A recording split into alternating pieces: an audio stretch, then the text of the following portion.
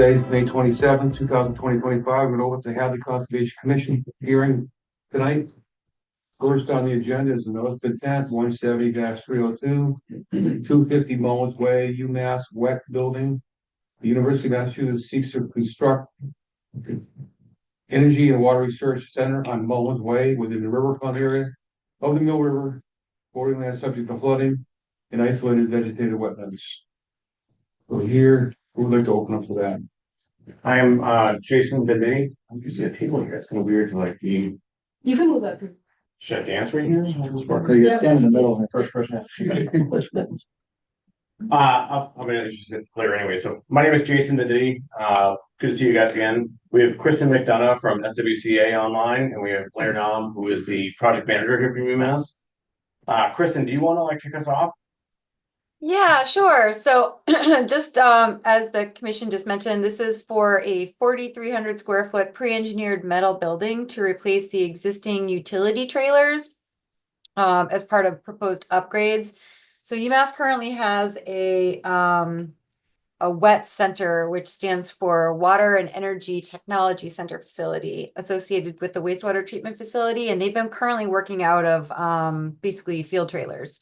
So the proposal is for an upgrade to their facility so they can have a climate controlled building, more appropriate testing facility for the work that they do.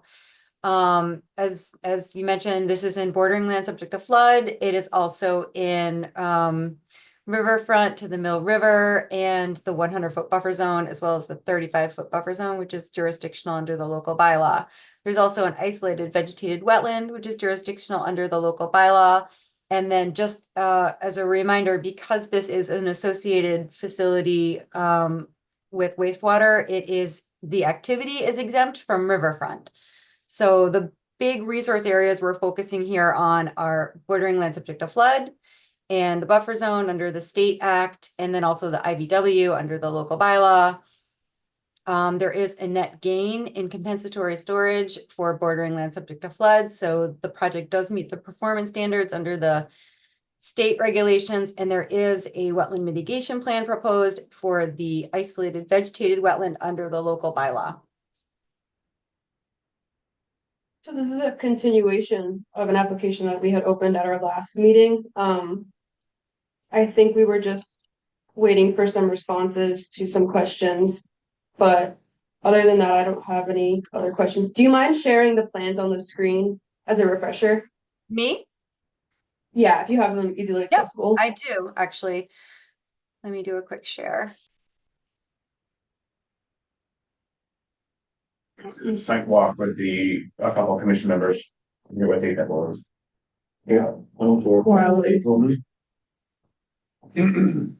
Sorry, I've got two different agendas here. So here we have the site plans. Let me shrink this down a little bit. So this is the existing conditions plan. So we have the Mill River over here. The extent of bordering land subject to flood is in green. IVW or isolated vegetated wetland is here in this hatching. Kristen? Hang on. So just for people who don't know, I don't know who these all these folks are. This is directly adjacent to the Amherst wastewater treatment plant off of Mullins Way. So when you're looking at Mullins Center coming into campus, it's that road that's off to the left. This is directly adjacent to the wastewater treatment plant. So at a very high level, just to make sure we all know where we are. Yeah, I'm gonna pull up the web map on the side here. Let's see, this one is the demo plan. Let me go to the proposed. This is the site plan. So actually I like this plan better, I think. Yeah, this one's the best sheet. So if you look at the symbology, this is the permanent IVW alteration and hatching. So that's in gray, that's over here. And then this symbology right here with the little wetland symbology, that's the wetland replication area, and that's over here. And it's just slightly over a 1-to-1 mitigation ratio. And I'll pull up the aerial right now. Just give me 1 second while I pull that up on my other screen.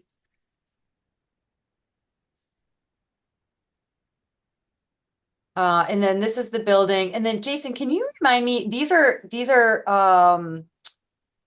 is not a building footprint. These are like Mack trucks, right? Like Connex boxes or something like that.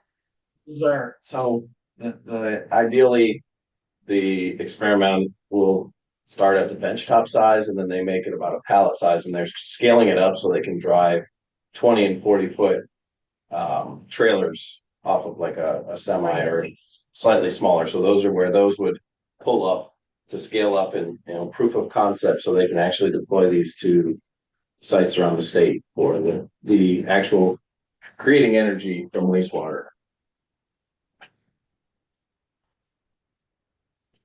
All right, let me see here.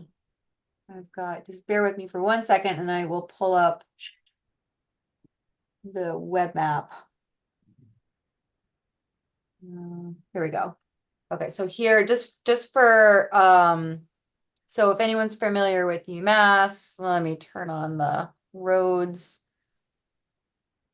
Oops, that's the wrong thing. I want to turn that on and everything else off. Oops, that one on. Sorry, we have way too much going on in this web map, but.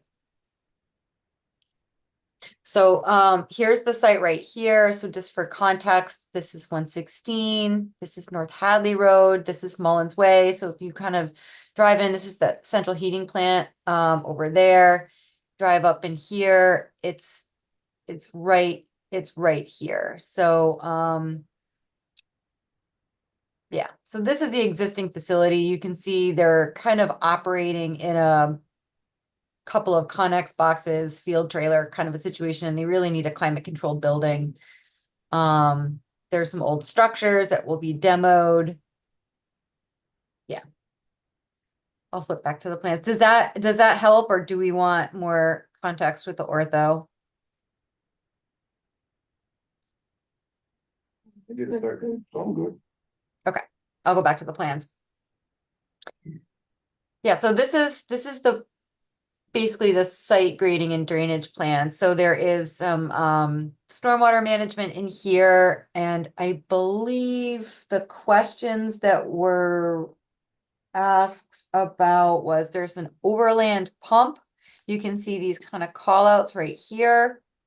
These are just existing overland pumps, and there was a question about how those would be decommissioned. They're basically kind of just like, they're just hoses, so there won't be any resource area impacts associated with that decommissioning. And then the agent had asked a question about just a clarification on impervious surface area, and so we provided that as well in writing. But I'm happy to field any additional questions if any of the commissioners. I believe the site walk, Kayla, was in April. There you go. Yeah, April 15th. Okay. So when the file was issued from Springfield Regional Office, there's usually a comment page or questions. Have all those issues been addressed? Yes, so I have the DEP letter here.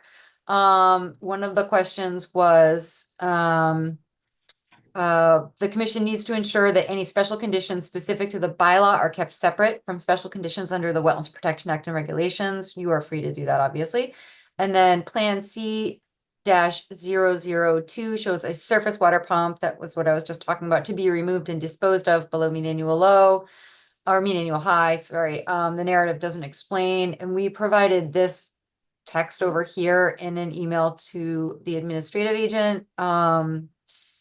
And then there was an issue with getting the full NOI to the DEP with the stormwater report, but that was submitted, and I believe DEP has had a chance to review that and did not have any other comments. They reserved the right to include additional comments if other comments came up, but this was dated April 8th and no additional comments have come up, and they did receive that earlier in April. Is that all these have been addressed to your satisfaction? Yeah. Any other questions from the commission? No. Any other questions from the public? So you're gonna be removing fill and bringing fill in? The fill that you're removing, where will that be stored? Is it be taken right off site? Pretty much to be determined. I'm not sure the volumes that we have so far. That's a good question to follow up on. I really want to know where it's being stored, if it's gonna be at site temporarily, it's what. Yep. Yep, especially the floodplain being adjacent to it and et cetera. Yeah. We do have a lot of adjacent land in that area. I mean, directly to the north there is our LNG plant and our heat plants. We do have land that's outside of that area.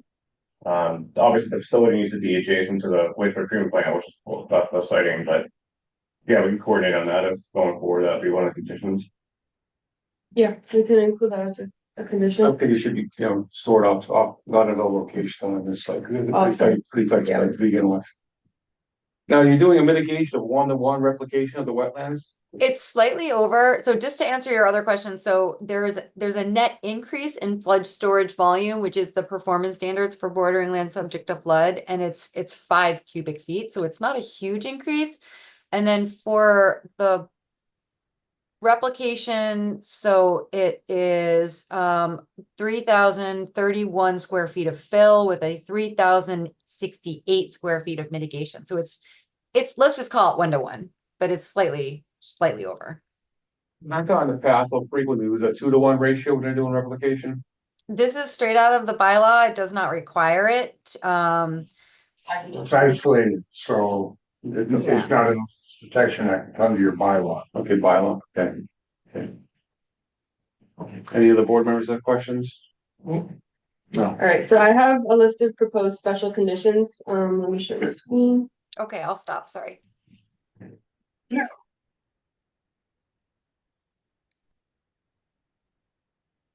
So I'll just summarize them. But, let's see. Prior to activity on site, limit of work shall be marked with erosion and sedimentation controls. Pre-construction site visit. Notification to the commission 24 hours prior to the start of activity on the site. If any changes made, applicant shall go back to the commission. Environmental compliance monitor shall inspect their erosion and sediment controls on a weekly basis and after any storm event. Pump storage shall be constructed prior to filling of the land subject to flooding. Siltation barriers to be placed at the perimeter of the replication area until the site is stabilized. Wetland specialists shall certify to the commission the area has been constructed in compliance with the OC in regards to the replication area. Post-construction, applicant shall monitor the disturbed area for 2 full growing seasons for sufficient growth. And then perpetual conditions, stormwater system shall be maintained as specified in the O&M plan. Maintenance only includes the work on the approved plans, and we typically have included no road salt within the 200-foot riverfront area, like with the Subaru site. So I was wondering what the commission thought of including that here as well. And then special conditions under the bylaw, no equipment in the 35-foot no disturb zone, no snow, 35-foot no disturb zone, and mowing, no mowing within the new 35-foot no disturb zone of the replication area. Okay, good. And then we'll include the fill to be moved off-site. Yep. So did we want to include the road salt within the 200-foot? I don't have a problem with that. It's fine. Yep. Agreed. There's a high water table out there, it's clay. Should be good there. Okay. So look for a motion to close the hearing. Make a motion to close this. He makes a motion to close it. Second. I'll thank by Steve. Any further discussion? All those in favor? Aye. All 3 board members present, voted for it. And we'll look for a motion to adopt the issue the order of conditions with the special condition that Kayla previously mentioned. So moved. Brady makes a motion, second. Steve, any further discussion? All those in favor? Aye. All 3 voted for it. We'll look forward to that. Thank you.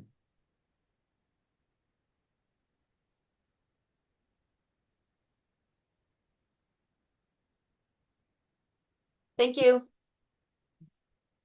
Thank you, Kristen. So, Thank you.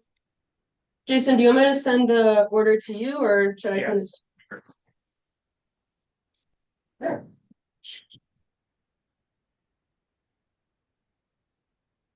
Next on the agenda is request for determination of applicability to Maplewood Terrace. Resident seeks to change drainage and do landscaping on a single-family home lot within the buffer zone of the intermittent stream. There's 2 years for that to present. Rich Rogers, homeowner, and my wife Tammy Ray. Really quickly, we might have to do a little switch up of the agenda order. Marcus, are you there? I am. Okay, do you wanna go now or how long do you think your other I'm meeting gonna will be? need probably more than 15 minutes, so Okay, if we could switch me to the end, that'd be all right, worth. and let's continue with the RDA. Okay. That is the RDA. No, it's for the whole thing. Yes, Yes, okay. yeah, this is our, Next on the agenda is notice of intent 170-303, 347 Russell Street for 7 oh, Brew. no. To move forward. I just did that. No, we're gonna go forward with that one. Oh, we are, Yeah. okay. But so we had to come back. I thought that, yeah. So the RDA, 2 Maplewood Terraces, okay. So we're sort of new to this. Do you want us to do a quick overview of what we're proposing? It's within You the- sent me some photos. I could put them up on the screen. Yeah, please and do. could give you an Please do. overview. So it's a 3/4 acre lot in a residential area. It's a 1,300 square foot house, and we're having some landscaping and some improvements done in the back. The back quarter of the 3/4 acre lot is bisected by a drainage easement. It's an intermittent stream. It cuts through the back quarter and a little bit of the side. So in terms of the property, it's the south end of the property and the southeast. There's a pre-existing deck structure that's 10 by 12 feet off the back of the house. And we're proposing having some regrading done to that area because right now, over time, there's a very large tree in the corner where the easement turns. That's staying in place, but it's kind of created a little bowl depression between the tree and the house. And in heavy rains and spring melt, there's a lot of water that sits there, in part because of the runoff from the downspouts from the house. That doesn't reach the ditch really. It sort of just sinks into the bowl and it creates more subsidence. So the plan is to run some 6-inch PVC from the downspouts underground to the edge of the easement, and then have it out into 3 by 3 by 3 of trap rock. Catch basin. Catch basin, thank you. At the edge of the easement, so that it'll have something to sort of percolate through before it actually goes through what is between 6 to 8 feet of vegetation that is on the downslope into the easement. So the idea was to really use as much of the existing ground cover and vegetation that's already there and already pretty mature in place as a way to screen any of the. So there are wetlands where you're doing the outfall, correct? There are, Wetland vegetation, yes, you're gonna be disturbing that with the, we're gonna, as little as possible, we're gonna leave most of that in place. And during the grading of what would be the lawn area, we're gonna have straw wattles to as that's being moved around and regraded to be on the slope towards the easement. yeah. There was, I think, a few years back, you had put a drainage pipe in. Yes, there was a pre-existing. That cross excavation, we ran the drain from under the garage to the side of the easement. Okay, That must be what you mean. yeah, So it's just daylight there now? Yeah, It does, yeah. These would not daylight though. These we would have filter through the catch basins and the trap rock and all of the vegetation that's already there. and there are pre-existing, I mean, not on our property, but elsewhere. I mean, a lot of stormwater goes into that drainage easement, comes off the street. There's a couple of municipal drains. It also drains Edgewood Terrace, which is above us, south on the hill. Question, can we allow this in the 35-foot buffer zone, their bylaw? I mean, It's commission allowed it the last time. Hmm? With the other drainage pipe. Okay. What about the wetlands issues, Mark? I don't know There if it's shouldn't be wetland. any alteration to DPW. That's what Is they're it proposing. well, Unless it's a notice of intent. is it wetland vegetation? It's Well, vegetated, our- we don't know if it's. So I, W. my understanding is that this water runs into a protected wetland area, but our property is not in a protected wetland area. I could be wrong, but that was my understanding. That it's more about just making sure that the rainwater is not directly running straight down That was into the. in the last case, which was 2009. It was really an erosion issue that was raised. We put a very large, like stone. They asked us just to, where the water was coming out of the drain pipe to kind of wrap it in stone to What eliminate. about the drywall closer to where the downspouts are, the house physically? We looked at that. One of the problems would be, one is close enough to sort of a foot traffic path. And part of the reason we're doing this is, the kids are out of the house, we want to be able to use the backyard more for grownups. And not only us getting older, but also relatives who aren't as short of foot as they used to be. So we wanted to keep things out of the pathway that people would use to walk back. And the dry well, in some ways, rather than putting more plastic in the ground, we thought having the trap rock. Well, the issue is you're getting into the wetlands. It's like Mark said, you're doing work in the wetlands resource area or the wetlands. And you're also in 35-foot buffer zone, so. Well, my question is, so it's an intermittent stream, so that's not riverfront. But if it's BBW, that's the alteration then. How high is the groundwater there? I don't know. I mean, the stream You sit. dug a hole. I mean, you're gonna be digging a hole when you put the stone, right? Oh, well, I'll talk about it this way. The bottom of the easement is a good, in some places, 6 to 7 feet below the level of where the lawn is. Oh, okay. So, and then there's a pretty good grade. So it's at least 3 feet from the bottom of the stone to where the bottom of the stream is. Yeah, if you want to count sort of the bottom of the stream as being the area. Might be all right. Wet. You guys want to do a site review there? I think we have to go look at it. I will. think so. I do have some photos. Have you seen it? You've been out there? Yeah, I've seen it. When you're done. I mean, I feel like what's happening now is just that the water's going into the ditch anyway, It is, of course it is. Yeah, eventually. and there's no sort of, I guess it's being naturally filtered by the vegetation. Yeah, there's a really. Yep, I can hear you okay. Can you hear me? Yeah, so this is actually, I think, a good one. This is. You're not muted. Good. You can. Marcus, Yeah, can you mute yourself? sure. Sorry. I don't know. Thank you. So I don't know if you can zoom in on that at all, but you can see where there's a downspout now. Yeah, perfect, great. So there is at least 6 feet of mature vegetation at the lawn level. Let's call that the ground cover at the lawn level. Then there's a slope that goes down 6, 8, some places more feet down into the bottom of the drainage easement. And all of that is vegetated. It's a mix of Pachysandra, like some native ferns. All sorts of. You can see there's some hostas, which we would try and pull and replace, but they're still there. If you would imagine, you could see the downspout off the corner. We would put that underground. It would go to kind of where the fern, just before where the ferns really kick in, at the edge of the easement. And just create a basin where the water can kind of treat itself before it goes down the rest of the, 4 or 5 feet down. Gary, the wetlands will be at the toe of the slope. It won't be at the top there where the ferns are. Mm-hmm.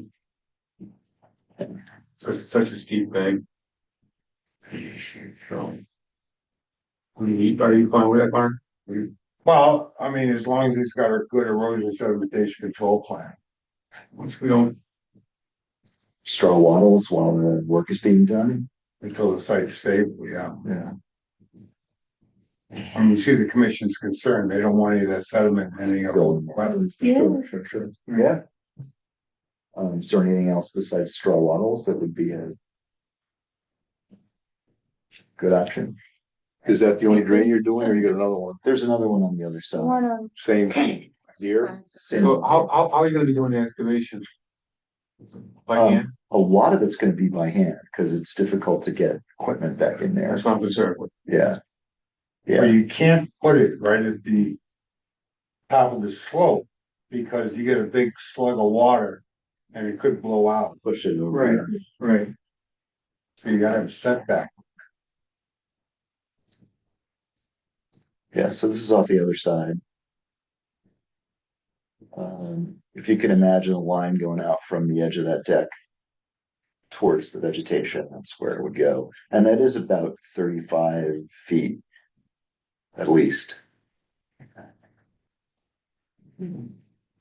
Hey, what's the problem with it now? It's just going out grass, it's getting there anyways. Correct? Well, I'm just trying to get it away from the foundation of the house. That's really it, the way it's done, there's a very large, just for the health of the house. there's also a very large Norway spruce. It's not in the pictures. It's sort of between where the pictures are.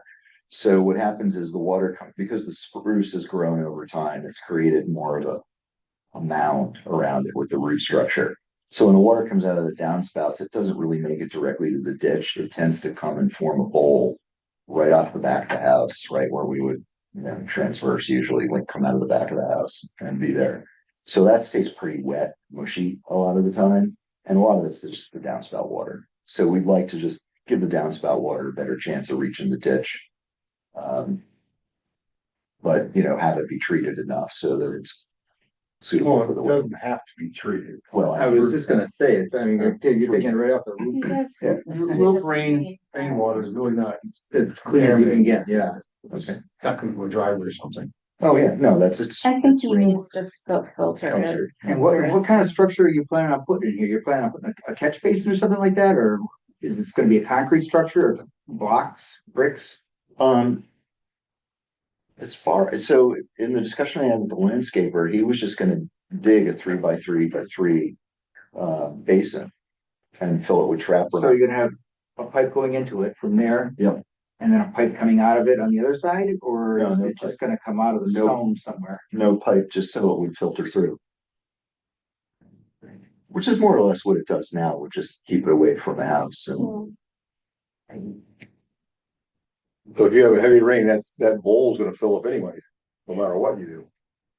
Right, even with the roof drain, you're still gonna end up. Well, we're planning to have everything regraded, repitched properly away from the house. Well, that should have been included in this RDA, right? Yeah, and the regrading, Yeah. Is it in there? let me see. I mean, any It wasn't activity, there.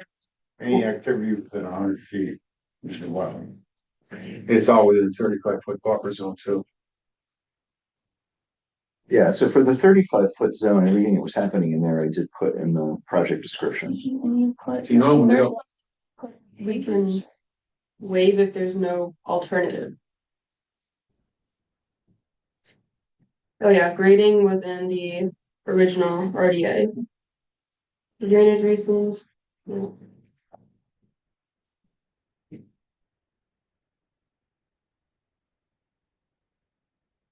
Within 35 or within 100 What do you mean? degrading. well, it's, I don't know. well within 100 because you're within Yeah. 35. Right. Yeah, it's within the 35. Okay.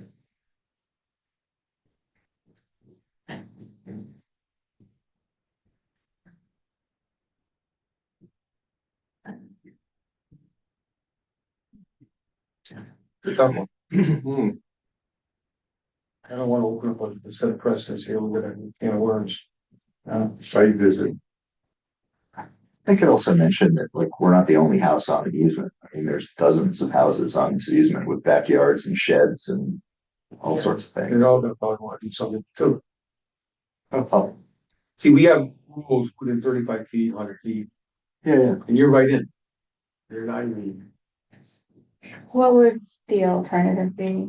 leave it the way it is, or put a drywall right where it comes out, or close to the house within 5 feet, just And what about the regrading? Yes or no? Because we were planning on putting some pavers down too to make a little patio space. okay, you just crossed the line. So but the pavers are outside 35 foot. Well, that's not what I'm seeing in the plans. It's only 30. Bring up the plans again. You're putting on more impervious surface area this now. was all, yeah, this was all So I'm written. seeing 30 feet on the right and I'm seeing 20 feet on the left. That's all within 35 foot. Now, was the deck, there was a patio that's elevated. The deck is elevated. And you want to put the pavers downstairs. But Yeah. yeah, Under the existing deck, There's an existing deck. there's an existing deck. Which we don't show on the plan. Yeah, for some reason, when he drew it, he didn't put it on there, but it is on the. It's on the original plan of the house, actually, flat map, the deck is on there. So. And we needed to have that approved because the deck was getting old, so that was one of the impetus to get this going. well, that was already existing. All that's happened is the floor, the decking was placed. No, I'm not feeling so good about this right now. No, I know, we've always been set on that 35 foot, you know, Right. kind of like 35 feet is not a lot of feet, Mhm. not that far, and we've always kept everybody away from, just because it's not. We've got that people much. who want to add decks onto their houses within a 35 foot zone. And we said, no, like you have already. You're already, decks already probably the 35, well, depending how you measure where it is. It's probably closer to a job, outside of 35 foot zone, but. We need more definitive plans showing what you want to do, and, you know, we can do a site visit, but right now, things aren't looking favorable. I think as far as the board is concerned. So your additional concern about the pavers is that if it's impermeable, it's an impermeable surface. Mhm. What if we did permeable pavers? What if we, didn't, allow the water to filter down It through? has to definitely be 35 feet out of the per zone though. Okay, so You it's, don't, And measured from the edge of the easement, top of bank. I think that's gonna be the delineation of the wetlands to the top of the bank, right? Wes? Because it's 6, 7, Yeah, because you got a steep slope. 6, 7 foot drop. We could take a site visit, but probably the top of the bank. okay. okay. Yeah, I'm not sure his measurements are exact on this, so.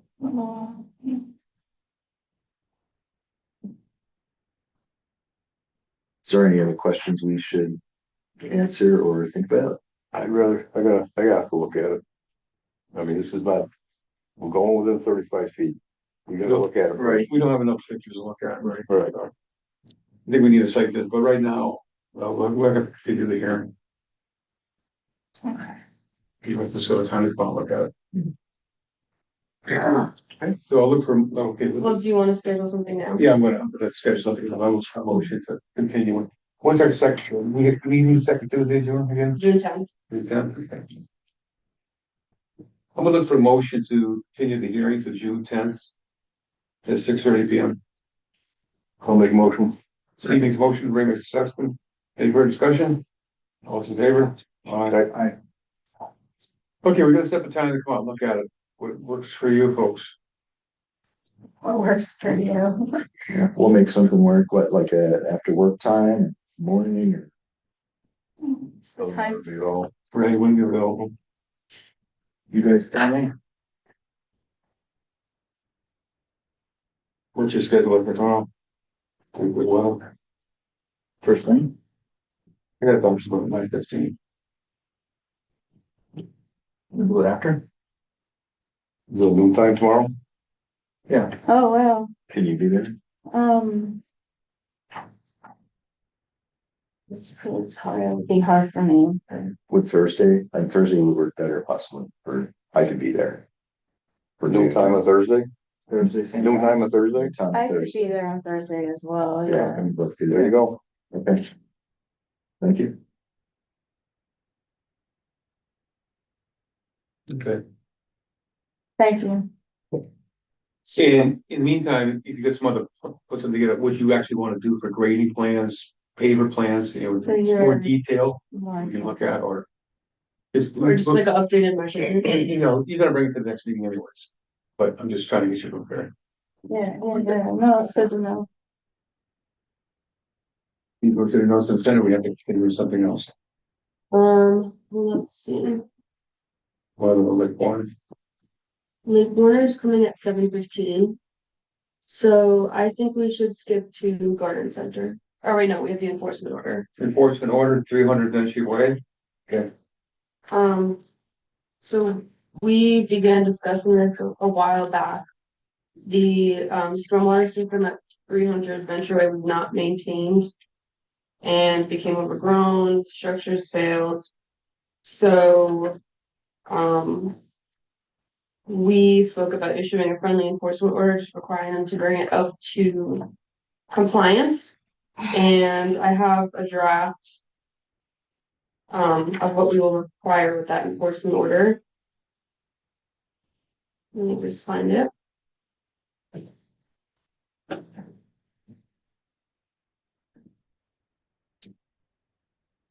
So basically it just describes the operation and maintenance plan that was approved under order conditions 170, 132 in 2001. Outlines required work for upkeep of detention and infiltration basins, grasses, swales, sediment forebays, and pavement on the site. It's overgrown, and two stormwater outlet structures have degraded significantly and cannot be accessed for maintenance. So, oh, can you see this? Okay. So we will require that, oh my goodness. I'm sorry, this is a weird computer. That the owner submits a proposed plan for bringing the stormwater system up to date, dewatering plan if needed, disposal plan, timeline of work to be done.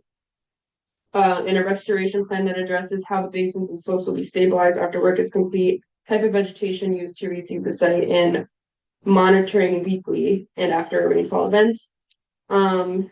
Another condition of the restoration plan is that dredging of the detention basins shall not make them any deeper or larger than approved plans. Owners shall provide an as-built plan to the commission when the restoration work is complete. Work is to be complete by November 1st, and an updated O&M plan shall be submitted. okay.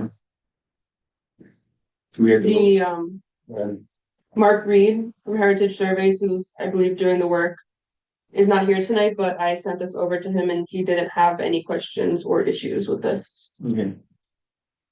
Rest of the board members fine with this? Yep. Yeah, let's go. We make the vote on this or just? Yes, I think we should vote to issue the enforcement order with the attachment. I'll look for a motion to, what will we call this?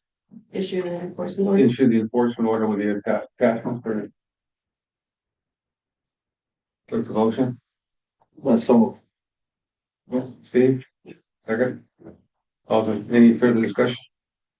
All in favor? Aye. I, Okay, You guys are gonna set you. Bro, you want to read, make one. so okay, I don't think Marcus or Brian is ready yet, so let's move on to the garden center. Okay, so other business, we have 285 Russell Street, garden supply stormwater issues, who's here for that? I'm here, but you've got two people on the screen there that. Jim Dorbeck Yes. from. Yeah, and Eric. Okay, Hi there. My name is Kim Dvorak. I am the retail operations manager at Garner Supply. I oversee the operations across all of our locations, including the one in Hadley. And Tom, who is there in person, is the property owner. And then we also have Eric on the line who is the store manager. So both of them have an abundance of knowledge on the history of the site and have been with us for many time. And Tom has obviously owned the property for a while. So to provide some kind of context as to why we're here, it was brought to our attention that there is a stormwater drainage issue at the northwest corner of the parking lot of our garden center, where water is eroding the soil, I believe, into a nearby stream. And the water seems to be coming from either or both the newly paved parking lot, and we're not quite sure what mixture of the two it is. The construction on Route 9, which is being done by, I believe, the state of Massachusetts. And you can kind of see the path of the water is starting to erode the soil in a couple places down there. There isn't as much plant material there due to the construction, so it's pretty obvious. And what we've done is we've put some straw wattles there in the meantime, as per request of the Conservation Commission, to mitigate that stormwater drainage. We did repave that parking lot. I believe it was 2 years ago. And I did bring this up with the designer of the parking lot, and he had noted that the drainage and the extent, so the parking lot is it's mostly gravel, but there's a bit of a paved section, and that was the part that was redone and repaved. And he had noted that the extent of the gravel hasn't changed and is actually smaller than what it used to be. And I have a couple pictures of what it was and what it is now, just kind of like from Google. And so Kayla kind of recommended we bring it to a Conservation Commission meeting to discuss the history of the site as well as how to move forward on the site. So I want to kind of hand it over if Tom has any comments on the history of the site, and then Eric if he has anything as well.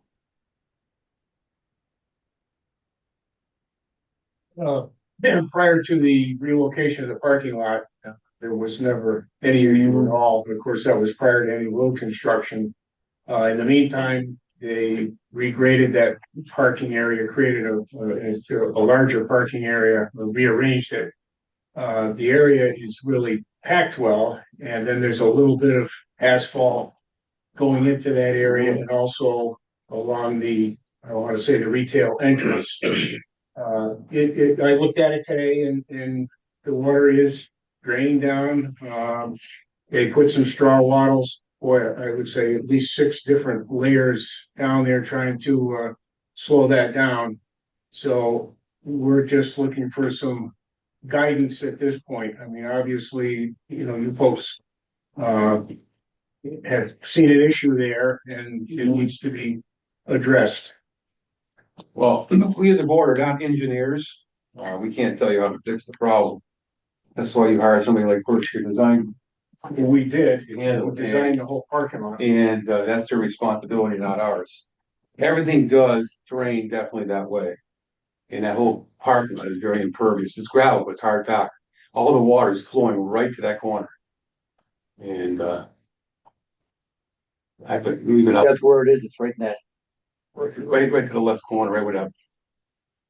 You see in the northern, Like, right against Route 9? here. Yeah, right there. I have some photos if folks want some Yeah. photos. Okay, hold Yeah. on. I'm on my computer. I can share. Hold on.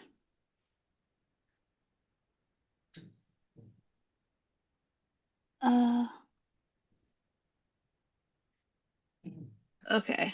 Is the state dumping more water in this location?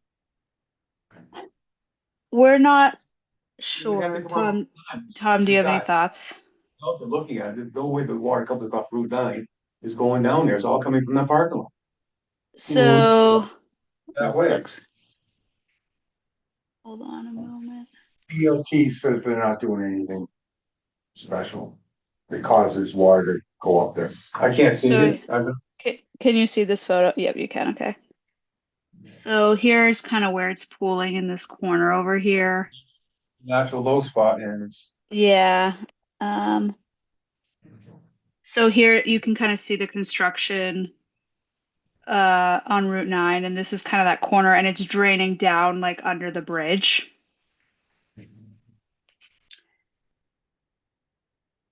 So you can see our straw wattles, and it's kind of, this is as if you were standing almost where that puddle was prior and looking down.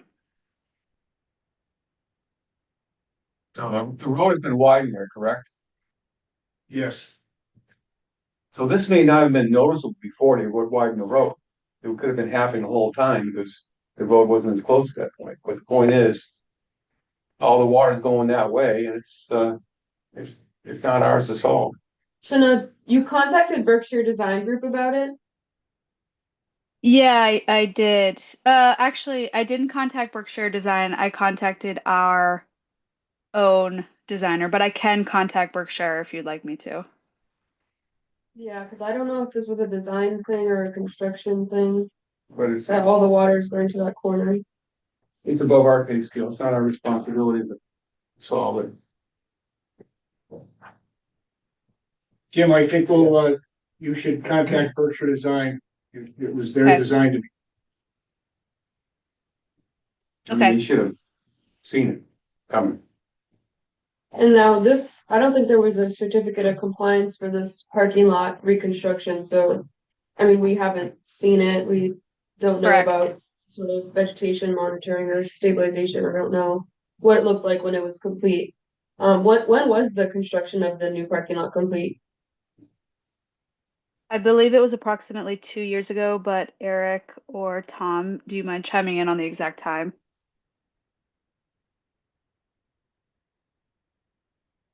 I wasn't paying attention. Has that been wet there for a couple of years now? No, I mean, there was always some runoff coming down that way. Early on, Route 9 had quite a problem because they had to come in kind of an emergency situation and dump stuff because they're actually losing the road by the guardrail. But that was before there was any kind of curbing or anything in there. But clearly, it's what's happening right now is from our parking lot. You know, I mean, you can see that, that's for sure. And Berkshire Design really should have, you know, that's their business and they should have been right on that. I haven't had any. I agree. with it. You know, I don't fault you, Tom. It's Berkshire Design. So we'll contact Berkshire Design and Yeah, we'll work with them. I just, you know, we just need to know what steps we need to be taking to be in compliance. And, well, we did the site visit. That's exactly what we said at the site visit. Kayla and I both. So. Okay, so that, right now, we'll contact them and Yeah. okay. Yeah, sounds good. I will take the lead on contacting, and Tom, we can work together on that. Great. Okay. Thanks, Kim. Marcus, you. are you? Yeah, I'm here. Great, so let's do 7 Brew. Okay, notice of intent 170 303, 347 Russell Street, 7 Brew. 7 Horses Energy LLC seeks to construct a drive-through coffee shop on Russell Street within the riverfront area of a perennial stream. Go ahead. Good evening. My name is Marcus Puttock. I'm a civil engineer representing the applicant. This is a proposal. Should I share my screen? Would that help for pointing out the plan and whatnot, or do you guys have the plan with you? You could probably share the screen, you should have screen sharing abilities. Okay. I will do. So right now we're looking at just a Google Maps street view of it. This is the parcel here. It's next to the Jiffy Lube on Russell Street, right at the adjacent to the entrance to the Walmart and other stores within the larger plaza. We have an existing conditions map. The perennial stream is here to the west of our site. It comes through a recently renovated box culvert under Russell Street and is approximately 35 feet from our property line, which is this dashed line around the outside. This is existing as two separate parcels. There is a boundary line here at the edge of what is currently the paved parking lot for the Jiffy Lube. And then there's this other parcel that is wooded and scrub brush and whatnot.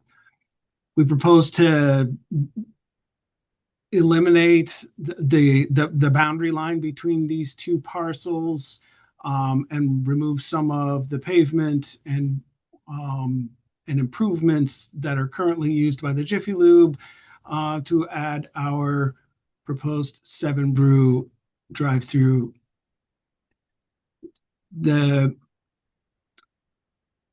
This is a business that is drive-through only. It has a very small building footprint. They serve a number of drinks and drinks only, coffee, tea, juices, energy drinks, lots of different combinations of drinks and flavors that you can order. Their model is the same for all of them. They have a double drive-through lane and no drive-up window or order board. They simply have runners that and employees that are outside that come to your window of your car, take your order on an iPad and relay that to the interior where your drink is made. And then a separate person brings your drink out to you to your car. So there is no interior space for customers within this business. As I said, the main building is about 525 square feet, and then there is a smaller refrigeration and dry storage building associated with it as well, and a canopy above. As I said, we propose to take out some of the existing pavement associated with the Jiffy Lube, create a planted strip between the two businesses with a drive aisle in that splits into 2 aisles, 4 parking spaces. All right, let's stop you going any further. Show me the 100-foot, 200-foot buffer zones for the riverfront. Sure. This is the 100-foot line. This is the 200-foot line. So our entire existing parcel is encapsulated within the 200 feet. And I'll get to that momentarily. I just wanted to give you an overview of sort of where we are. Well- You can't go in the 100-foot zone at all, period. Well, one thing that, To Is- redevelop. it's redeveloped. Even though the 100-foot zone now is not already disturbed. It's all vegetation. It's redeveloped. They can do a lot more than under new development.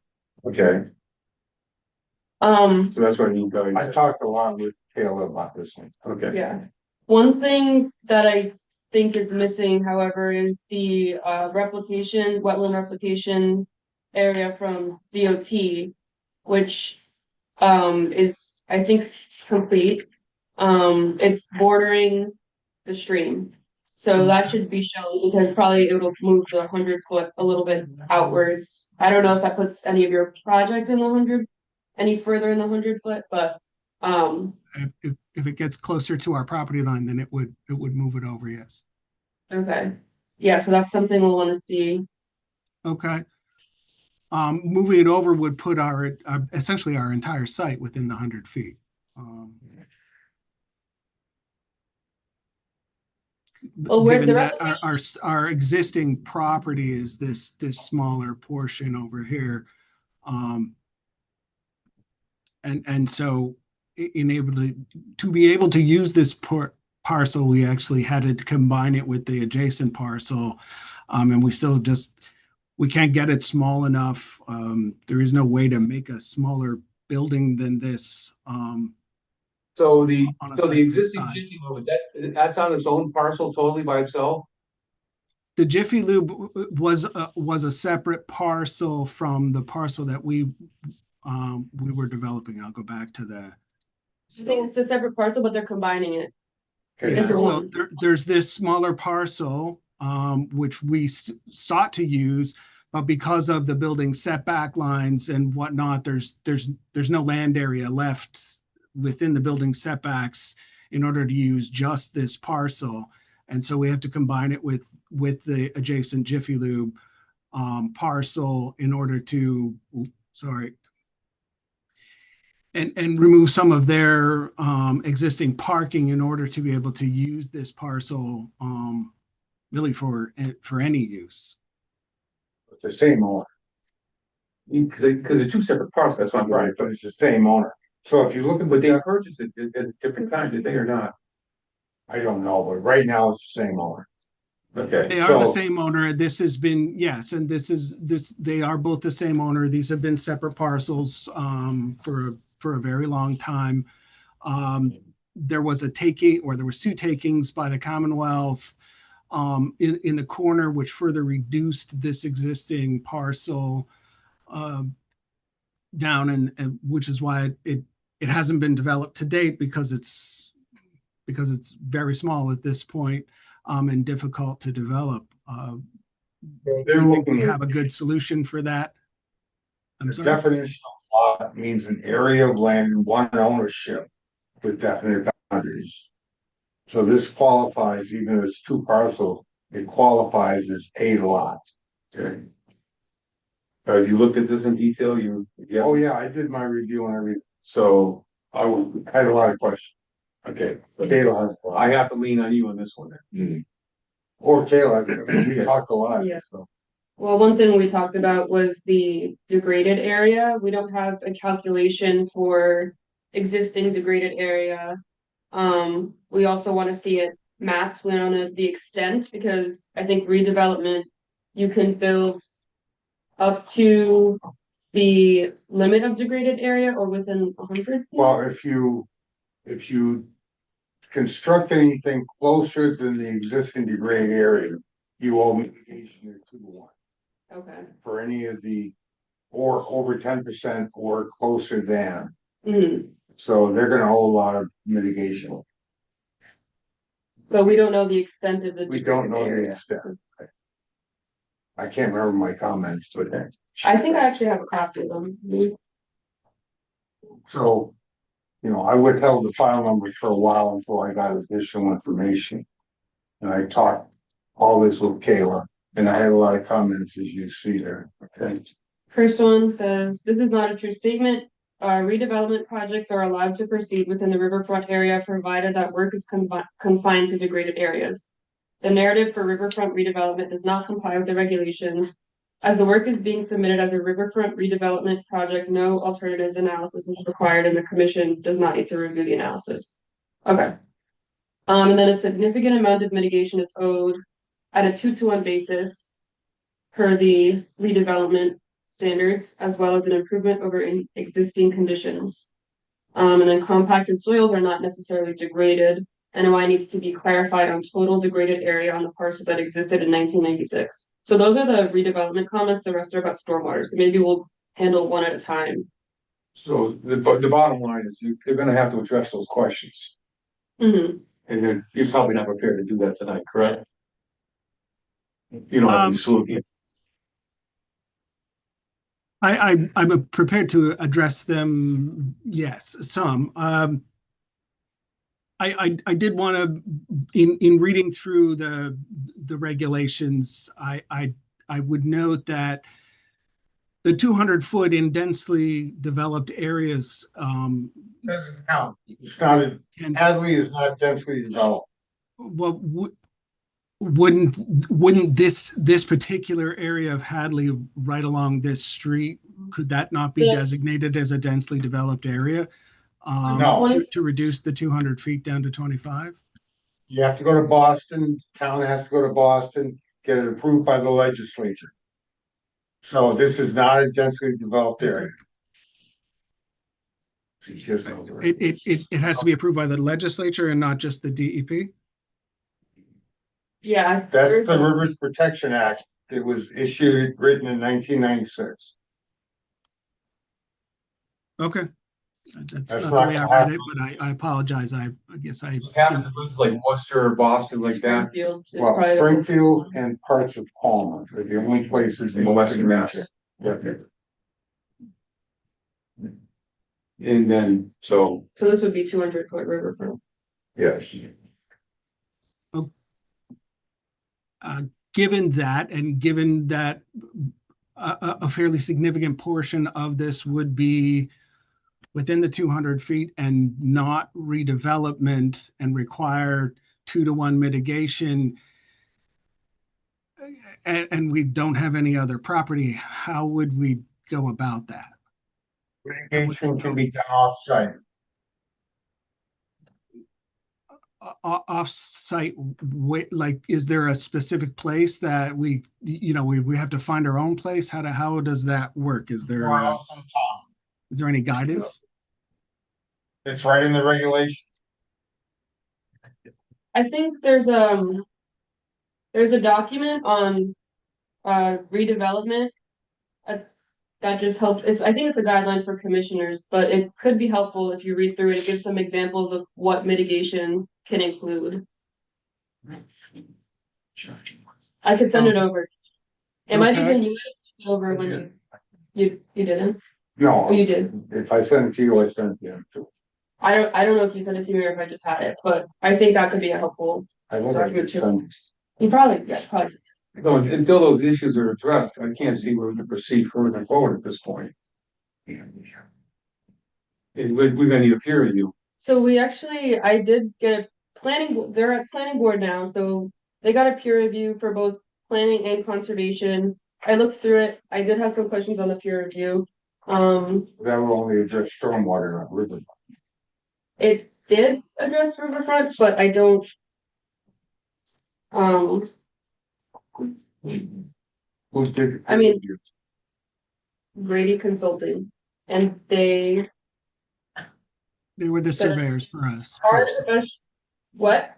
They were the surveyors for this parcel. But they also have an engineer on staff. If they have experience with Persevere. wetlands protection acts, because they mentioned that this could probably qualify for a 25-foot riverfront area. They don't know the regulations. So they're not wetland specialists. Okay. I mean, anybody who says 25, this doesn't know the regulations. Yeah. Okay. So. You're gonna have to address that before we can proceed any further forward. To the one Okay. mitigation, redevelopment. So we can continue this hearing to another month if you wish. We'll continue it to the next meeting. Well, if they can't take care of that, we're just wasting our time talking about stormwater. I think they should come back with all their revisions. Okay. So, I don't see other, I mean, that site is really tight. yeah, It's like.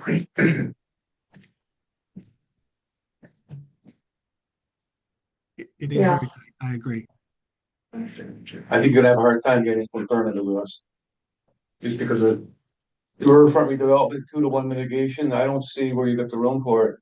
Just from. Well, again, mitigation be done off-site. Yeah, and if they wanna tackle that, that's why I say, I think we should just continue this to the next month and not then work on it. I have a question. So would restoration of degraded areas count towards the Yeah, so mitigation? if they're removing.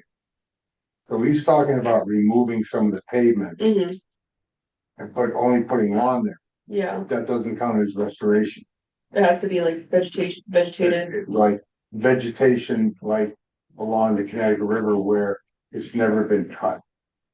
Okay, You know, so it's gotta be like, so you put down, understory, overstory, everything like that, so it would be like it had never been disturbed in the first place. So restoration is supposed to include removing degraded area like pavement. And then planting with native species that would mimic, an undisturbed area, planting grass, this would not qualify. And it should technically abut too, should be contiguous, right? You don't want it just. Well, restoration has to be done on site. Yeah. Mitigation can be done off site. Okay. So removing pavement, and putting grass there would only be mitigation, Okay. because it can't be restoration. So from what I'm hearing from people that need the landscape that work done, so what, Here. they need to get a wetland specialist involved in this Mm. to address the issues. Somebody from, a good company that typically does Massachusetts wetlands work, yeah. Mm.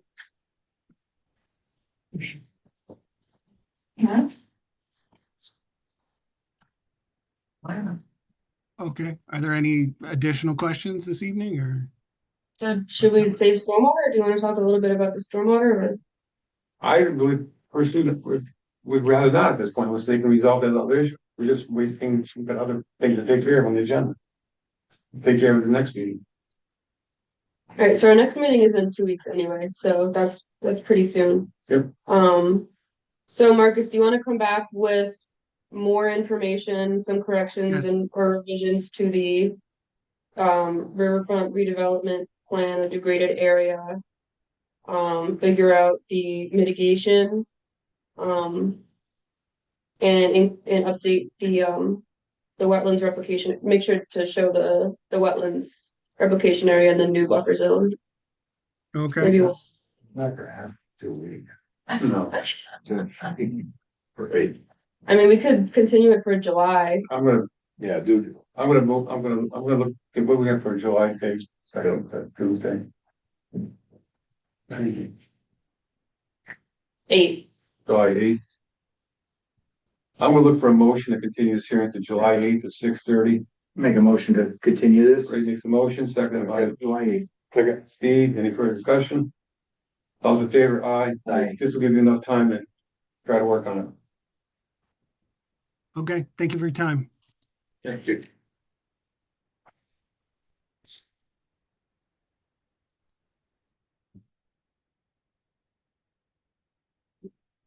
Lake Warner. Yeah. Next on the agenda is notice of intent 170-304 Lake Warner, invasive vegetation and phosphorus treatment. Friends of Lake Warner seeks to eliminate invasive water chestnuts using herbicides and treat phosphorus levels using phosphor. Was here for that, please? Right there. I will pull up the map. You probably wouldn't have turned your sheet behind this or not? What would you like me to sit? Is there any green seats? Let's get out this one here.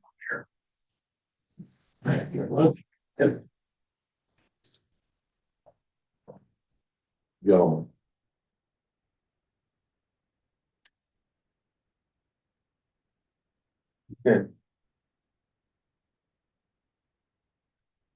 Great, so our notice of intent application incorporates a plan for the management of water chestnuts as well as the reduction of phosphorus.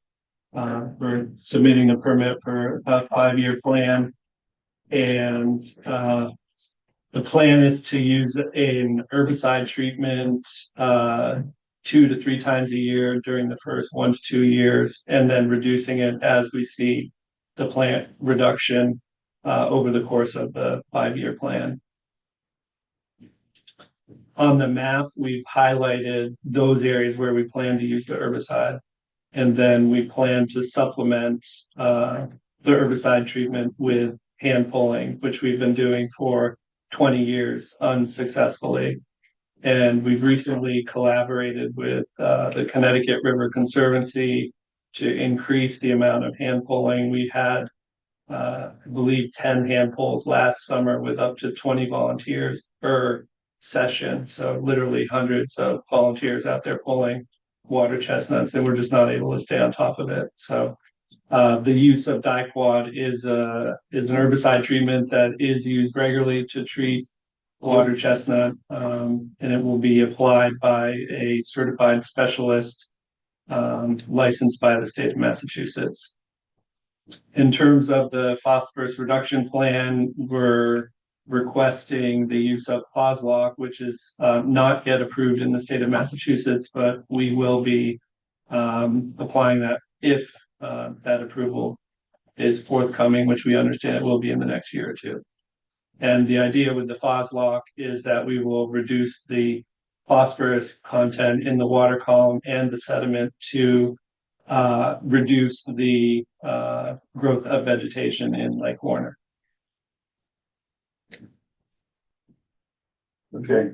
Any questions from the board? Do we have any comments back from the DEP on this file number?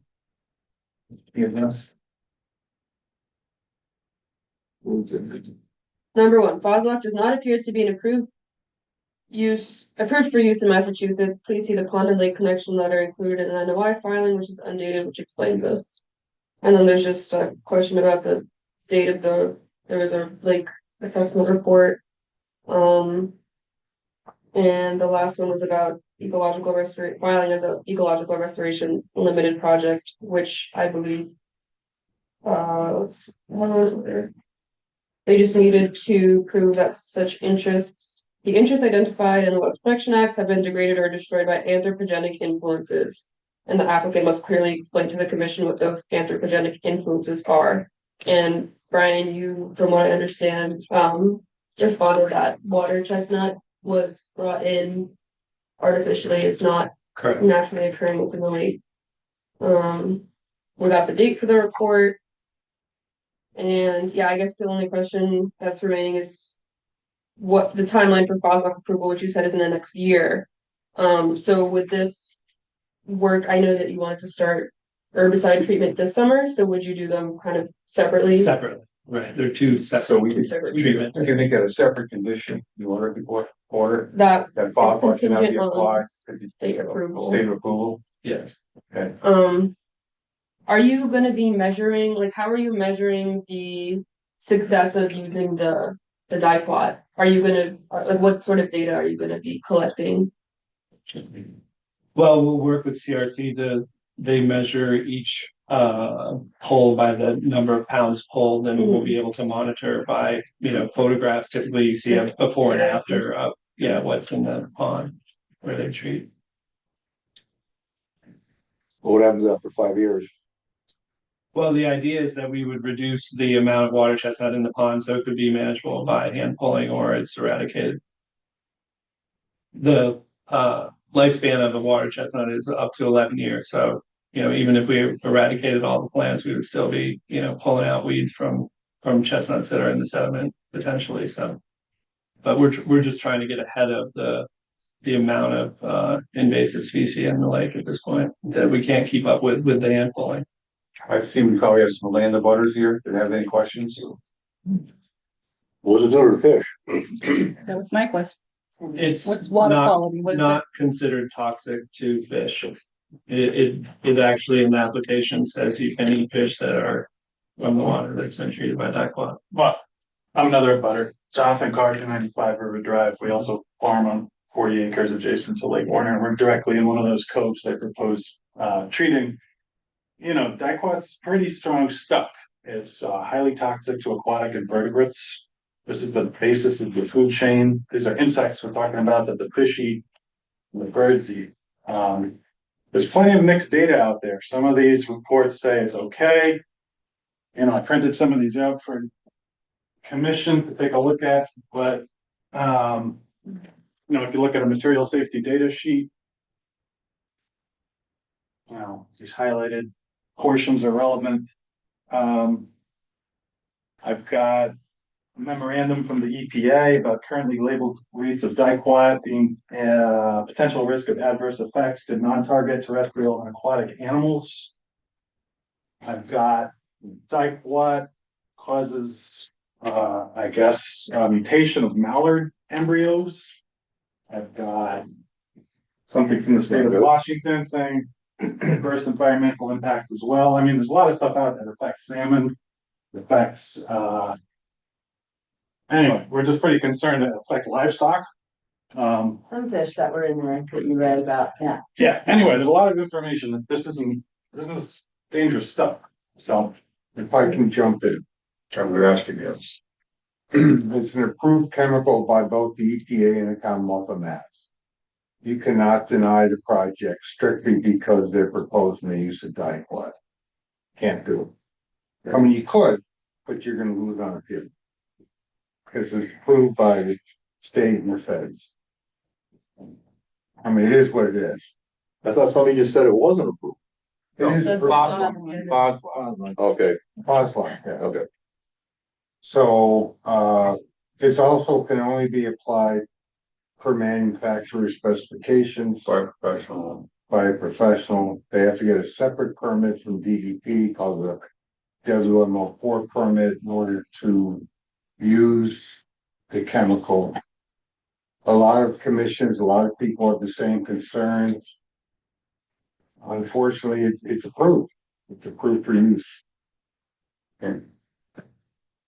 So the only recourse you have, we approve it tonight, is you can appeal our orders to the DEP. And then you're gonna be dealing with this gentleman. But we're gonna approve it because we have to, because it's an approved chemical. All right, well, I have a question. When I read, I'm not a scientist, I am a birder, all right, and use those properties, and use the Lake Warner for bird watching. And it sounds to me like, yeah, maybe it's okay, but the quantity that we're going to put in, we're not talking about a little area, all right?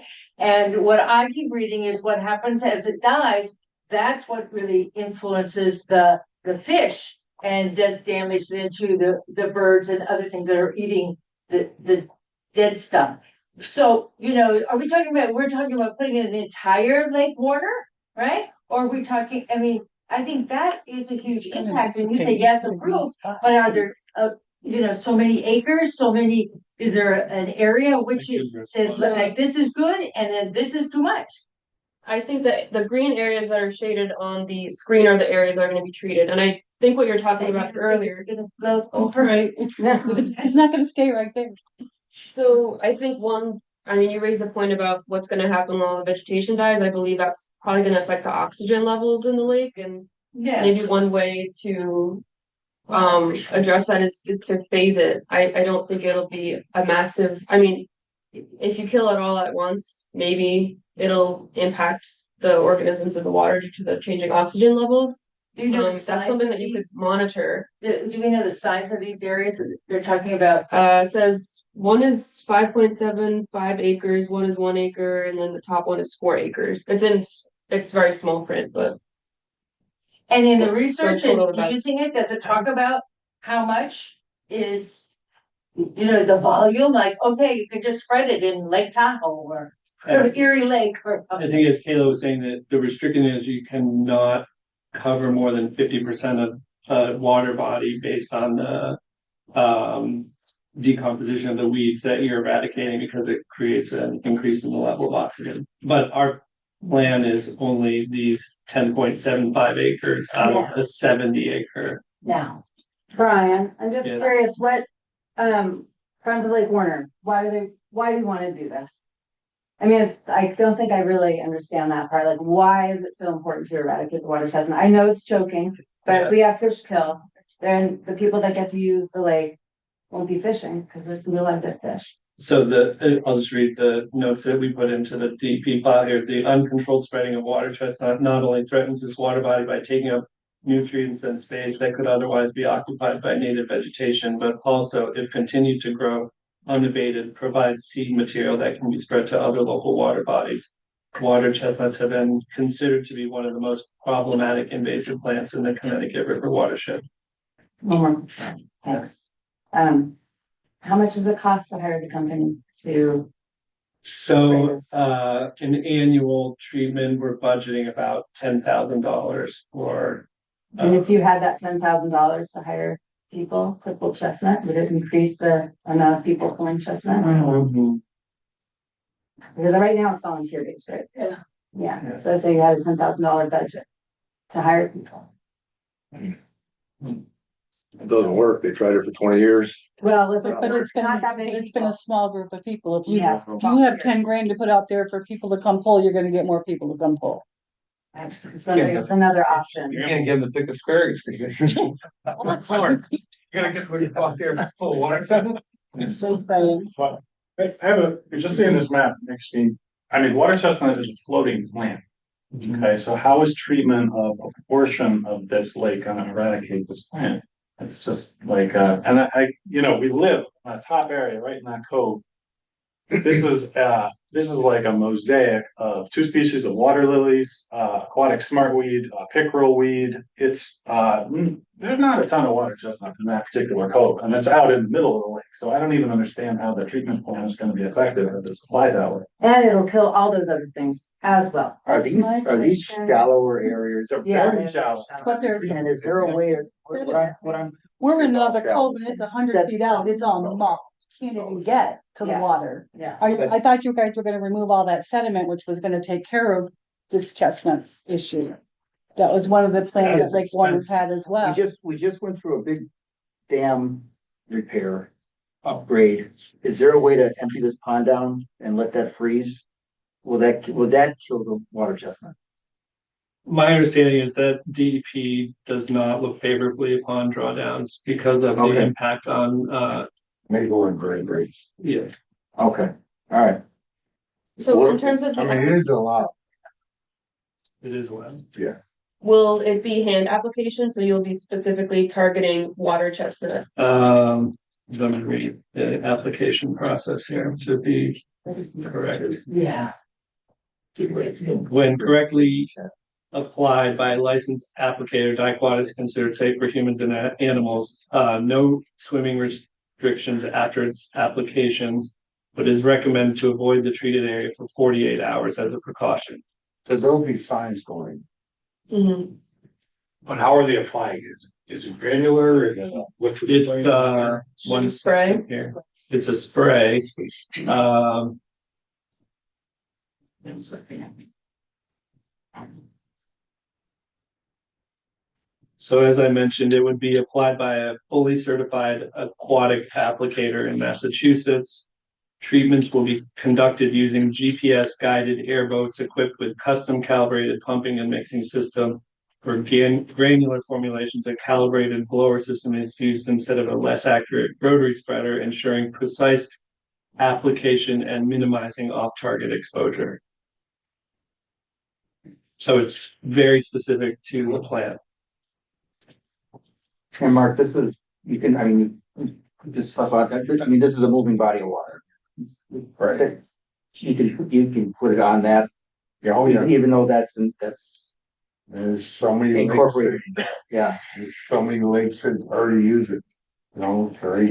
No, I know, but I mean, like a lake is pretty set, you know, it's not, it doesn't have a current in it, you know, Right. it's. Okay. It's a river. This one does. Yeah. Have you researched into harvesting it?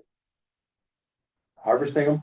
I've looked into harvesting. Basically, nobody will rent you a harvesting boat because they don't want to pollute their lake with whatever you're cutting in your lake. So they're very specific to the lake where they reside. You could always wash the thing, you know, wash it good after it's done and bring it somewhere else. That's what you put boats from one lake to another, that everywhere you go now, they're checking your boats for everywhere you go, Vermont, everywhere. How much would a boat like that cost? I don't know offhand. I mean, I'm guessing in the, $100,000 to $200,000 range. How long would it take for the native plants to move in to that area where the chestnuts were? And would they be able to Regenerate. Would they be able to grow there? Regenerate. Well, I don't think we're necessarily trying to propagate native plant growth by eliminating the water chestnut. We're trying to reduce the overall amount of vegetation in the lake to improve the water In quality general? in general. So this is one step in the process, and then the reduction of the phosphorus will reduce the fertilization of additional plant growth. So you're essentially reducing the capacity of the lake to cause plant growth by doing the phosphol treatment. Doesn't the lake need plants? I don't know. Well, it's only a small percentage of the entire lake. Yeah. There are other invasive species in Lake Warren, correct? There are other, yes, there's curly pondweed, there's an invasive species, but I believe all the other plants identified in there are native plants. So it's really just this one plant. And we did a plant survey, 2023, and it was done by an environmental engineering firm in Amherst, and they actually commented, probably based on the age of the lake being one of the oldest ponds in Massachusetts, it has, I think, close to 85 unique species of plants in the lake. Let's hope that the dipot doesn't affect them. Right. Very well. Will the dipot affect people's yards or gardens that go down to the water if you're spraying it in those areas? Will they say, oh, this looks like a good plant to wipe out? So the recommendation for irrigation is to avoid using treated water for irrigating food crops for 5 days and ornamental plants and lawns for 1 to 3 days. And then essentially after that amount of time, the dipot disintegrates and no longer exists. You know, you're notifying all the people who are adjacent to that if you get approval? Yes, we would do that. We would have to put notification up and when that would occur. It would be, if we get approval, it would be in late June and probably late July. Why was the weed pull called off yesterday? There were no weeds yet, so they haven't. In such an early spring, is it because it was the cold weather? Cold water. You know, excessive things rain, just yeah. didn't start as early as they usually do. And May is usually not a big month. It's when you get the little ones that are starting and it just accelerates through the summer. Is anybody using the pond for irrigation fields? Anybody aware of any? Are you sure? I mean, We're not, but. Others are, at least I see At the the hose. beginning of it, where it comes out of UMass and stuff, there are people that are, you know, Yeah. so that's upstream. Yeah, yeah. On a very, very dry year, yes, you might see somebody that needs to throw a suction line in, you know what I mean, but not, Right, you know, not on a regular. on a regular basis. I'm concerned about the mobility of these things. I've done my share of pulling, and the sharp spikes on there are just ideal for grabbing onto something. And I'm wondering if if you are aware of any evidence of any other similar kinds of lakes that have current. Is there any evidence that there is mobility or isn't? If there's evidence of water chestnut in other lakes in Massachusetts? Is that the question? Are they spreading? Is that your question? My question is, how readily do they spread? Well, from my experience, just from last year, we were contacted by the Connecticut River Conservancy. I'd call it kind of an urgent nature of saying, you know, what's happening, all these chestnuts are going to go over the dam and go down the river. So I think there are concerns that it can spread pretty easily.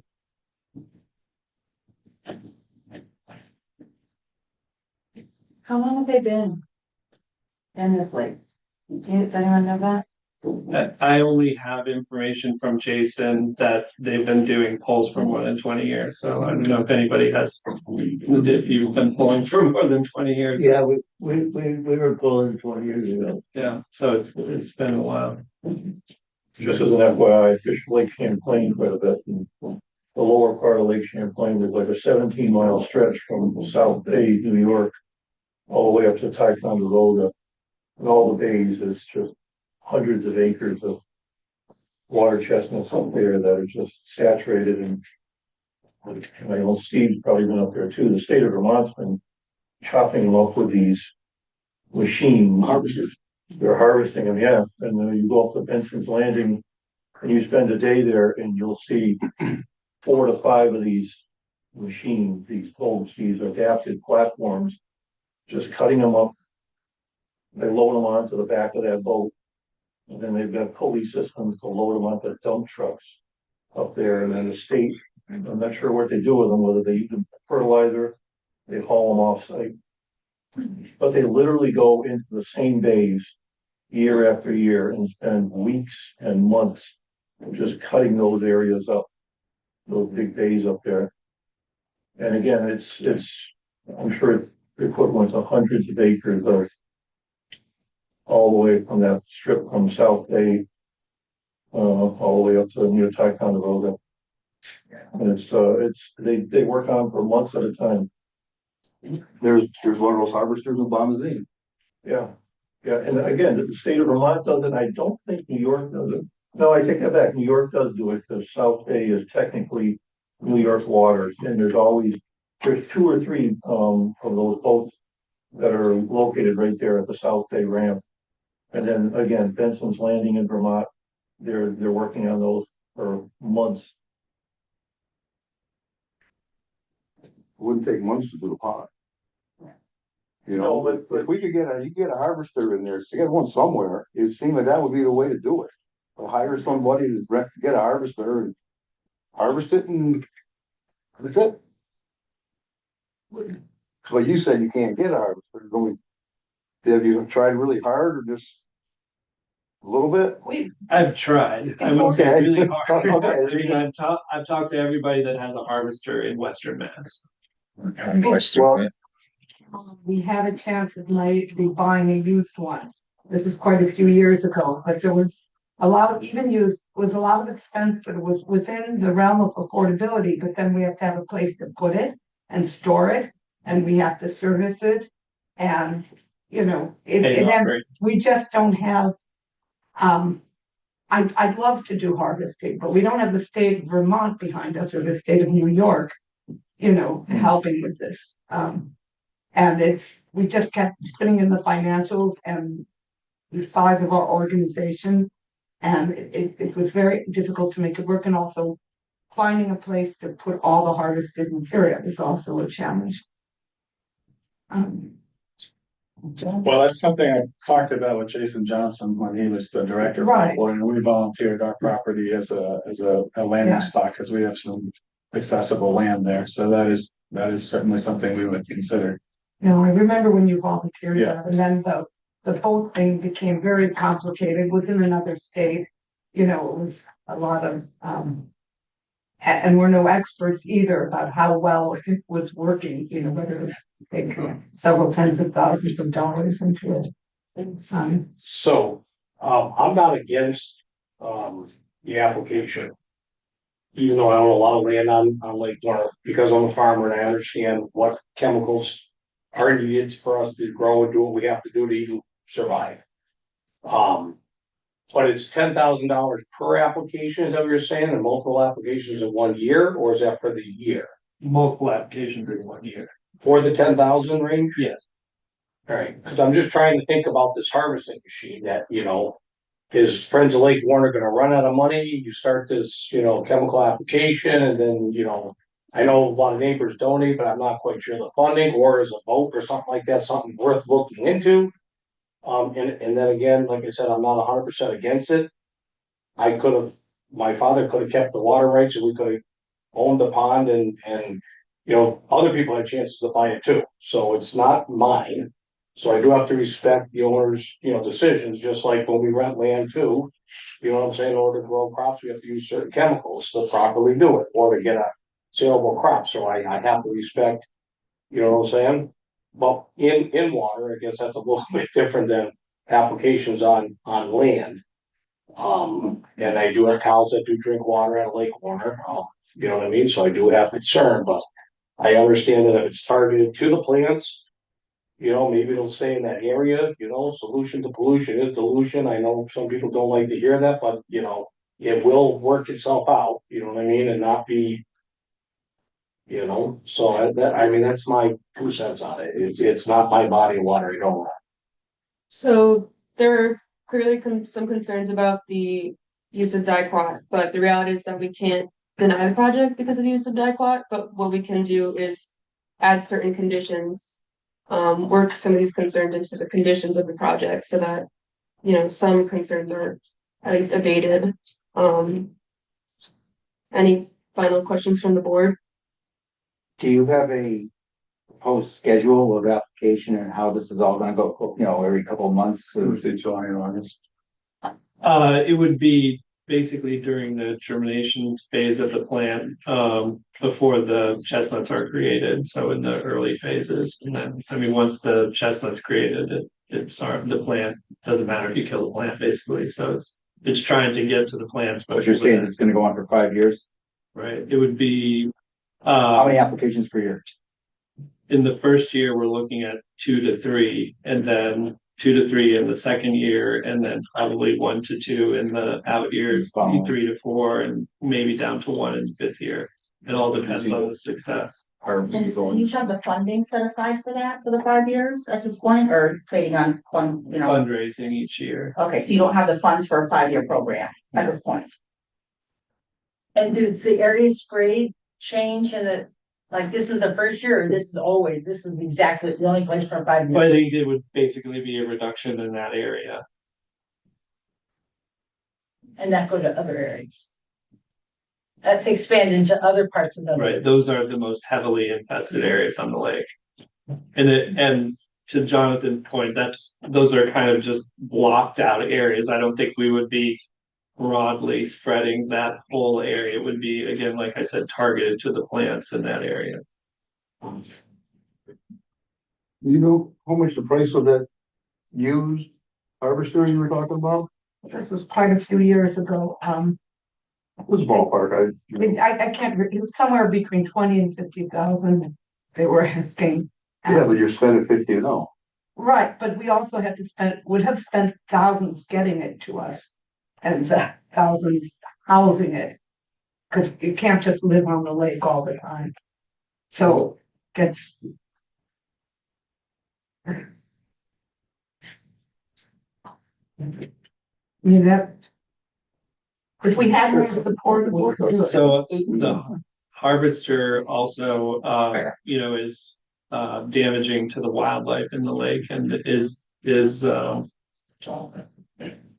non-selective as well as the chemical treatment. So, a harvester will sweep up fish and turtles and other things that the dicot won't affect. So, And native plants too. and native plants as well. So, every option has its downside, I would say. Well, I know like Ronnie said, with harvesters, we fish in Bombazine and Champlain, it's not affecting the fish at all, that's for sure. Do you have a list of special conditions you've come up with? Yeah. I have a list of proposed special conditions.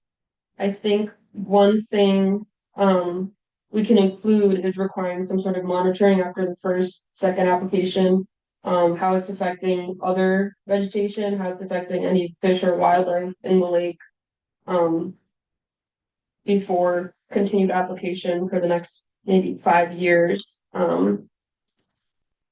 So you can issue a 5-year order, Mhm. issue an extension. Yeah.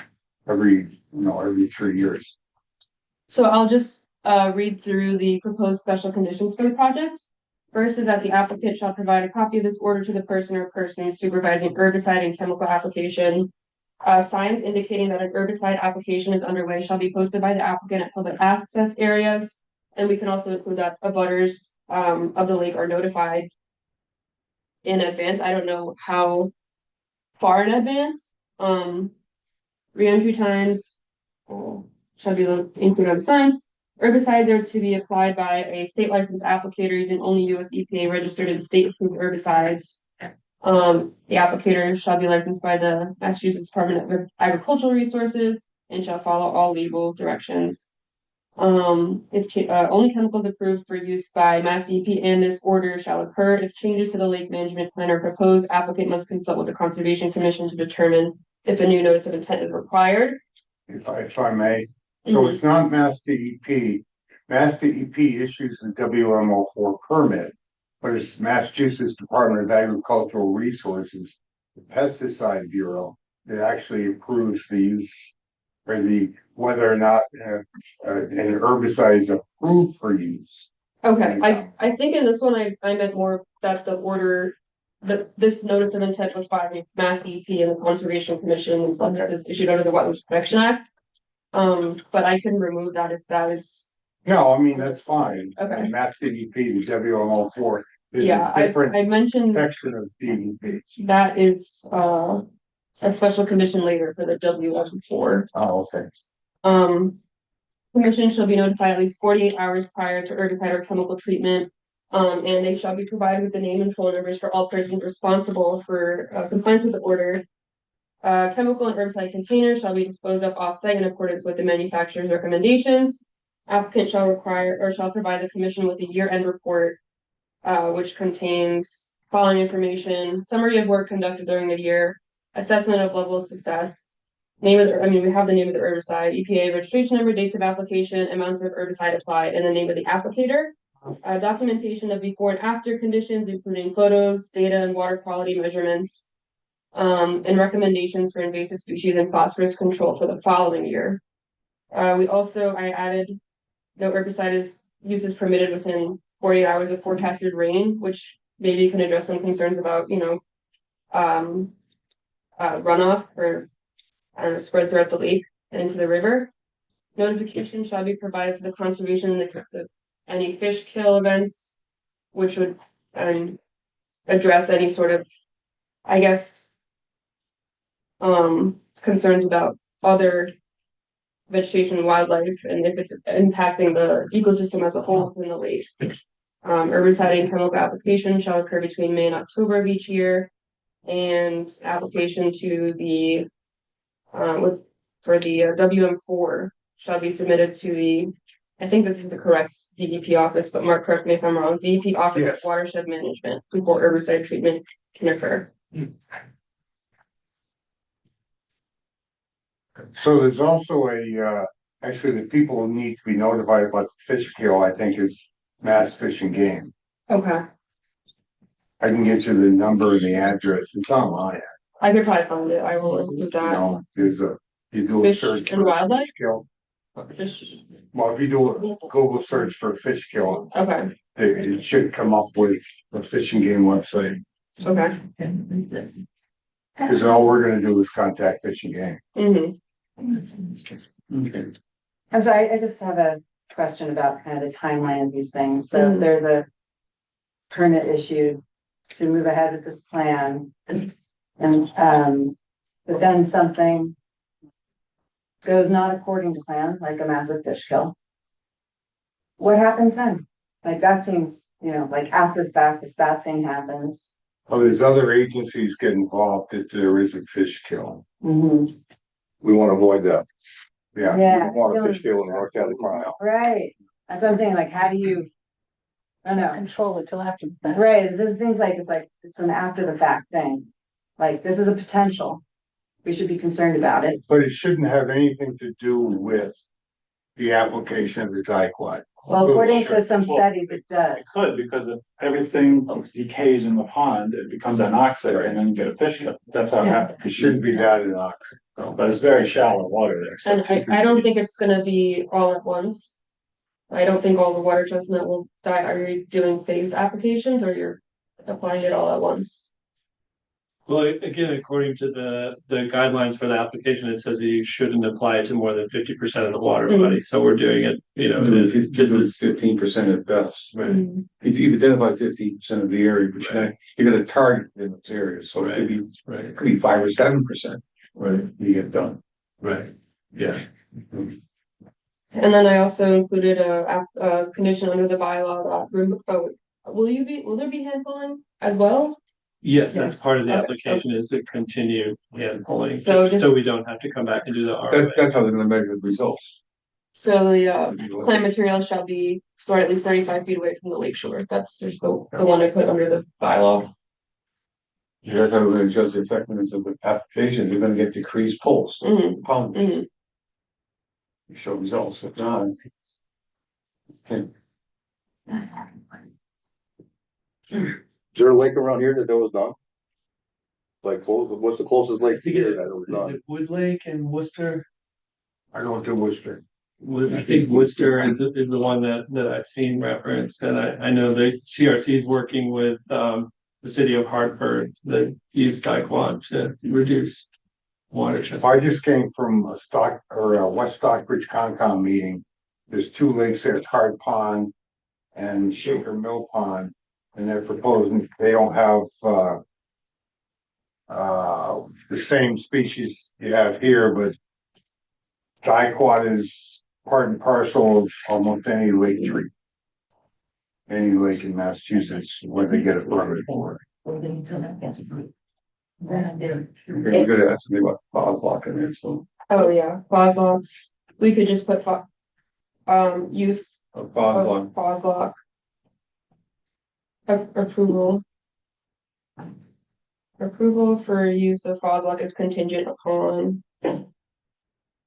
Approval by, what is the agency that, MDA and, okay, Massachusetts Department of Agricultural Research.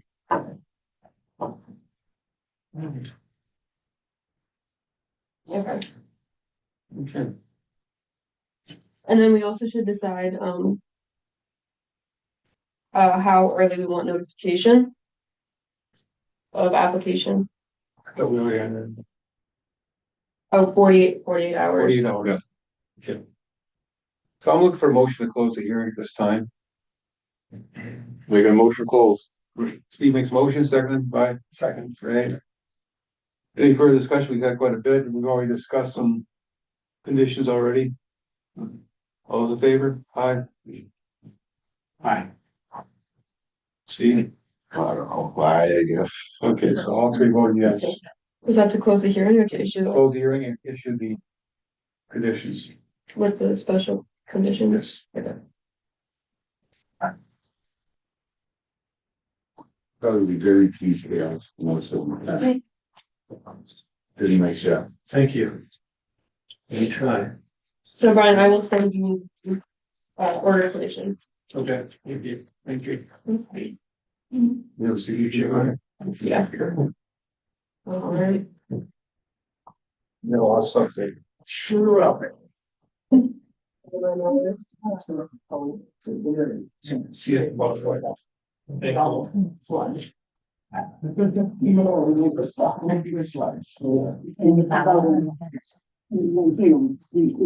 Nothing.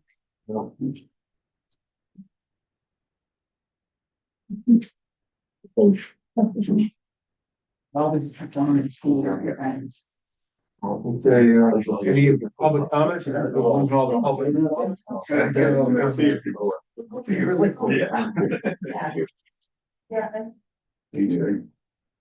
Ford River updates, I have no updates. The meeting was canceled. other project updates, I have no other project. Bill? Yes, so there was an issue with the posting for our last meeting, so, since it was a town's mistake, we offered to pay for the reposting of the legal notices. So we have, it's select board is splitting the cost, so $304. $304.99 for legal. Okay, I can sign the approval for that. We're not gonna. Look at that. Sign. Just sign another. And then I sent out the minutes for March 24th and April 8th. Does anybody want a paper copy? Anybody? Let's see. Today's 27th. Okay, I'll look for a motion to accept the last minutes, which is March and April. March 24th and April 8th. March 24th and April 8th. Put together. Minute meetings of March and April 2025. Second. Clear. For discussion. All in favor? Aye. Okay. Can you get that? Yep. And I'll look for a motion to adjourn. Make a motion to adjourn. Second. Ready for discussion? Hearing none, all those in favor?